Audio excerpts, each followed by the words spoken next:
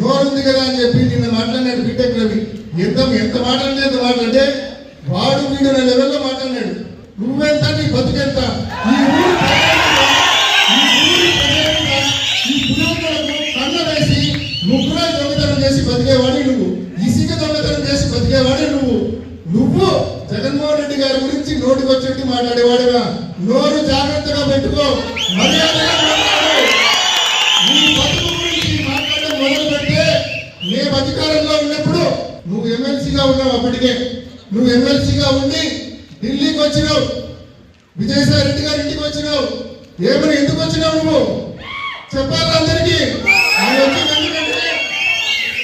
వచ్చింది ఎందుకంటే ఆయన ఎమ్మెల్సీ పదవిని నేను అమ్ముకోవడానికి సిద్ధంగా ఉందా, నాకు 12 కోట్ల రూపాయలు ఎవరైనా ఇవ్వండి, నేను ఎమ్మెల్సీ పదవిని అమ్ముకుంటానని చెప్పి ఢిల్లీకి వచ్చినాడు అతను. జగన్మోహన్ రెడ్డి గారు అట్లాంటి పనులైంది వాళ్ళంతా మనం తీసుకోమని చెప్పి జగన్మోహన్ రెడ్డి గారు తిరస్కరించినారు. అతను 12 కోట్లు పెట్టి ఎమ్మెల్సీ పదవి నేను రిజైన్ చేస్తా, మీరు ఆమోదించుకొని మీరు కావాల్సిన వాళ్ళకి ఇచ్చుకోండి, నేను అమ్మేసుకుంటాను ఆ పదవి. అదేవిధంగా ఆ తర్వాత మీరు జాయిన్ చేసుకుంటే వైసీపీలో చేరుతా, మీరు జాయిన్ చేసుకోకపోతే నేను రమేష్ని పట్టుకొని నేను బీజేపీలోకి వెళ్ళిపోతా అని ఆయన చెప్పిన మాటలు సాయిరెడ్డి గారి దగ్గర పోయి చెప్పినాడు. జగన్మోహన్ రెడ్డి గారు నో చెప్పినాడు. ఇదేమన్నా బతుకు, పదవిని అమ్ముకునే దౌర్భాగ్యమైన బతికేయండి. ఈ రోజు నువ్వు అతను వచ్చి మళ్ళీ పెద్ద మాటలు మాట్లాడతానన్నాడు. నీచమైన బతుకునేది నువ్వు కన్నా మళ్ళా నిన్ను నీ పార్టీ నమ్మి నీకు ఏదైనా కట్టబెట్టా కూడా మళ్ళీ వైసీపీ అధికారంలోకి వచ్చినాక నీ బతికిదే, మళ్ళీ పదవి అమ్ముకుంటా అని చెప్తావు. ఈరోజు ఎమ్మెల్సీతో సుమారుగా 20 మందితో రాజీనామాలు చేయించారు మన పార్టీకి సంబంధించిన ఎమ్మెల్సీ. కానీ ఆడ చైర్మన్ మంచోడు అయ్యి వాళ్ళ రాజీనామాలు యాక్సెప్ట్ చేయలేదు. వీళ్ళందరూ కూడా 5 కోట్లు 7 కోట్లు పెట్టి పదవులు కొనుక్కున్నారు. 20 మందితో రాజీనామాలు చేయించినారు. మండలి చైర్మన్ అక్కడ రాజీనామాలు ఆమోదించడం లేదు కాబట్టి వీళ్ళందరికీ పదవులు రావడం. అంటే పదవి అమ్ముకునే పరిస్థితి నుంచి ఈ రోజు కోర్టు పెట్టి పదవి కొనుక్కునే పరిస్థితి వరకు నువ్వు వచ్చినావంటే పులివెందలకు ఏ స్థాయిలో కన్న వేసినావో నువ్వు ప్రతి ఒక్కరు కూడా అర్థం చేసుకోవాల్సిన అవసరం ఉంది.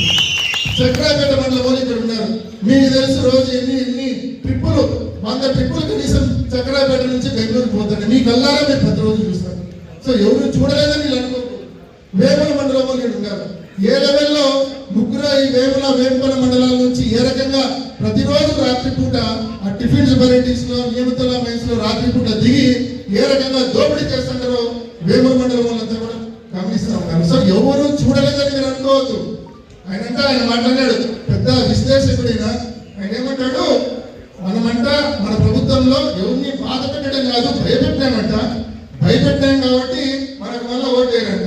ఆయన నీ నీతి వాక్యాలు శృతి వాక్యాలు బాధ పెట్టడము భయపెట్టడము కాదు, నువ్వు ప్రజల సొమ్మును దోపిడీ చేస్తావు. నిన్ను నీ ప్రభుత్వాన్ని వదిలిపెట్టే సమస్య ఉండదని చెప్పి నోరుంది కదా అని చెప్పి నిన్న మాట్లాడినాడు బీటెక్ రవి. ఎంత మాట్లాడితే వాడు వీడు నా లెవెల్లో మాట్లాడినాడు.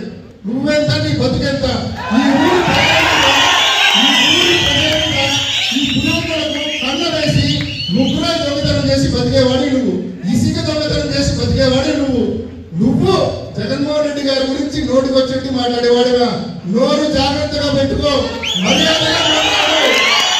నీ బతుకు గురించి మాట్లాడడం మొదలు పెడితే మేము అధికారంలో ఉన్నప్పుడు నువ్వు ఎమ్మెల్సీగా ఉన్నావు. అప్పటికే నువ్వు ఎమ్మెల్సీగా ఉండి ఢిల్లీకి వచ్చినావు, విజయసాయి రెడ్డి గారి ఇంటికి వచ్చినావు.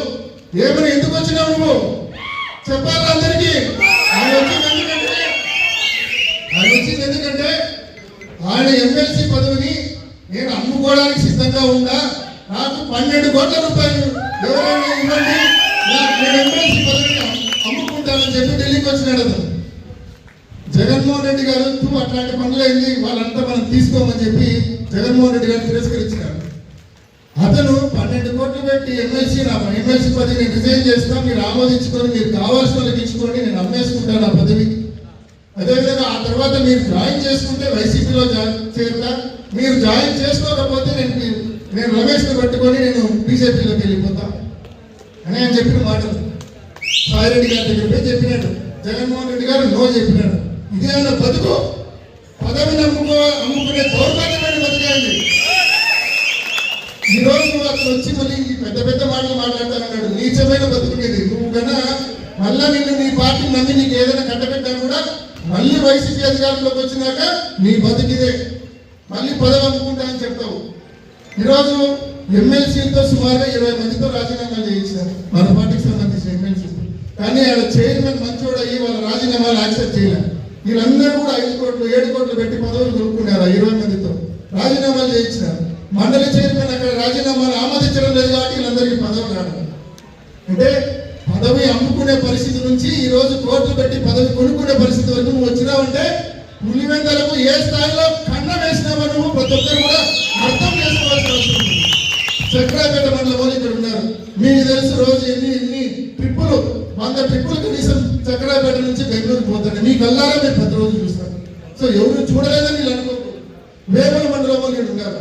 ఏ లెవెల్లో ముగ్గురు ఈ వేముల మండలాల నుంచి ఏ రకంగా ప్రతిరోజు రాత్రిపూట ఆ టిఫిన్స్ వెరైటీస్ లో నియమితుల మైన్స్ లో రాత్రిపూట దిగి ఏ రకంగా దోపిడీ చేస్తుంటారో వేముల మండలం వాళ్ళంతా కూడా గమనిస్తూ ఉన్నారు. సో ఎవరు చూడలేదని మీరు అనుకోవద్దు.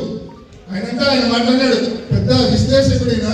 ఆయన ఏమంటాడు, మనమంట మన ప్రభుత్వంలో ఎవరిని బాధ పెట్టడం కాదు భయపెట్టాం కాబట్టి మనకు మళ్ళీ ఓటేయాలంట. ఆయన నీ నీతి వాక్యాలు సూతి వాక్యాలు బాధ పెట్టడము భయపెట్టడము కాదు. నువ్వు ప్రజల సొమ్మును దోపిడీ చేసి పారేస్తావు. నిన్ను నీ ప్రభుత్వాన్ని వదిలిపెట్టే సమస్య ఉండదని చెప్పి నోరుంది కదా అని చెప్పి నిన్న మాట్లాడినాడు బీటెక్ రవి. ఎంత మాట్లాడితే వాడు వీడు లెవెల్లో మాట్లాడినాడు. నువ్వెంత నీ బతుకెంత? ఈ ఊరు కన్న వేసి ముగ్గురు దొంగతనం చేసి బతికేవాడి నువ్వు, ఇసుక దొంగతనం చేసి బతికేవాడి నువ్వు జగన్మోహన్ రెడ్డి గారి గురించి నోటికొచ్చేట్టు మాట్లాడేవాడుగా. నోరు జాగ్రత్తగా పెట్టుకో, మర్యాదగా మాట్లాడు. నీ బతుకు గురించి మాట్లాడడం మొదలు పెడితే మేము అధికారంలో ఉన్నప్పుడు నువ్వు ఎమ్మెల్సీగా ఉన్నావు. అప్పటికే నువ్వు ఎమ్మెల్సీగా ఉండి ఢిల్లీకి వచ్చినావు, విజయసాయి రెడ్డి గారి ఇంటికి వచ్చినావు. ఏమని ఎందుకు వచ్చినావు నువ్వు చెప్పాలి అందరికీ. ఆయన వచ్చింది ఎందుకంటే ఆయన ఎమ్మెల్సీ పదవిని నేను అమ్ముకోవడానికి సిద్ధంగా ఉందా, నాకు 12 కోట్ల రూపాయలు ఎవరైనా ఇవ్వండి, నేను ఎమ్మెల్సీ పదవిని అమ్ముకుంటానని చెప్పి ఢిల్లీకి వచ్చినాడు అతను. జగన్మోహన్ రెడ్డి గారు అట్లాంటి పనులైంది వాళ్ళంతా మనం తీసుకోమని చెప్పి జగన్మోహన్ రెడ్డి గారు తిరస్కరించినారు. అతను 12 కోట్లు పెట్టి ఎమ్మెల్సీ పదవి నేను రిజైన్ చేస్తా, మీరు ఆమోదించుకొని మీరు కావాల్సిన వాళ్ళకి ఇచ్చుకోండి, నేను అమ్మేసుకుంటాను ఆ పదవి. అదేవిధంగా ఆ తర్వాత మీరు జాయిన్ చేసుకుంటే వైసీపీలో చేరుతా, మీరు జాయిన్ చేసుకోకపోతే నేను రమేష్ని పట్టుకొని నేను బీజేపీలోకి వెళ్ళిపోతా అని ఆయన చెప్పిన మాటలు. సాయిరెడ్డి గారి దగ్గర పోయి చెప్పినాడు. జగన్మోహన్ రెడ్డి గారు నో చెప్పినాడు. ఇదే ఆయన బతుకు. పదవిని అమ్ముకునే దౌర్భాగ్యమైన బతికేయండి. ఈ రోజు అతను వచ్చి మళ్ళీ పెద్ద మాటలు మాట్లాడతానన్నాడు. నీచమైన బతుకునేది. నువ్వు కన్నా మళ్ళా నిన్ను నీ పార్టీ నమ్మి నీకు ఏదైనా కట్టబెట్టా కూడా మళ్ళీ వైసీపీ అధికారంలోకి వచ్చినాక నీ బతికిదే మళ్ళీ పదవి అమ్ముకుంటా అని చెప్తావు. ఈరోజు ఎమ్మెల్సీలతో సుమారుగా 20 మందితో రాజీనామాలు చేయించారు మన పార్టీకి సంబంధించిన ఎమ్మెల్సీ. కానీ ఆడ చైర్మన్ మంచోడు అయ్యి వాళ్ళ రాజీనామాలు యాక్సెప్ట్ చేయలేదు. వీళ్ళందరూ కూడా 5 కోట్లు 7 కోట్లు పెట్టి పదవులు కొనుక్కున్నారు. 20 మందితో రాజీనామాలు చేయించినారు. మండలి చైర్మన్ అక్కడ రాజీనామాలు ఆమోదించడం లేదు కాబట్టి వీళ్ళందరికీ పదవులు రావడం. అంటే పదవి అమ్ముకునే పరిస్థితి నుంచి ఈ రోజు కోర్టు పెట్టి పదవి కొనుక్కునే పరిస్థితి వరకు నువ్వు వచ్చినావంటే పులివెందలకు ఏ స్థాయిలో కన్న వేసినావో నువ్వు ప్రతి ఒక్కరు కూడా అర్థం చేసుకోవాల్సిన అవసరం ఉంది. చక్రాపేట మండలం వాళ్ళు ఇక్కడ ఉన్నారు. మీకు తెలుసు రోజు ఎన్ని ట్రిప్పులు 100 ట్రిప్పులు కనీసం చక్రాపేట నుంచి బెంగళూరు పోతాడు. మీ కల్లారా మీరు ప్రతి రోజు చూస్తారు. సో ఎవరు చూడలేదని వీళ్ళు అనుకోకు. వేముల మండలం వాళ్ళు ఇక్కడ ఉన్నారు. ఏ లెవెల్లో ముగ్గురు ఈ వేముల మండలాల నుంచి ఏ రకంగా ప్రతిరోజు రాత్రిపూట ఆ టిఫిన్స్ వెరైటీస్ లో నియమితుల మైన్స్ లో రాత్రిపూట దిగి ఏ రకంగా దోపిడీ చేస్తుంటారో వేముల మండలం వాళ్ళంతా కూడా గమనిస్తూ ఉన్నారు. సో ఎవరు చూడలేదని మీరు అనుకోవద్దు. ఆయన మాట్లాడాడు పెద్ద విశ్లేషకుడైనా. ఆయన ఏమంటాడు, మనమంట మన ప్రభుత్వంలో ఎవరిని బాధ పెట్టడం కాదు భయపెట్టాం కాబట్టి మనకు మళ్ళీ ఓటేయాలంట. ఆయన నీ నీతి వాక్యాలు సూతి వాక్యాలు బాధ పెట్టడము భయపెట్టడము కాదు. నువ్వు ప్రజల సొమ్మును దోపిడీ చేసి పారేస్తావు. నిన్ను నీ ప్రభుత్వాన్ని వదిలిపెట్టే సమస్య ఉండదని చెప్పి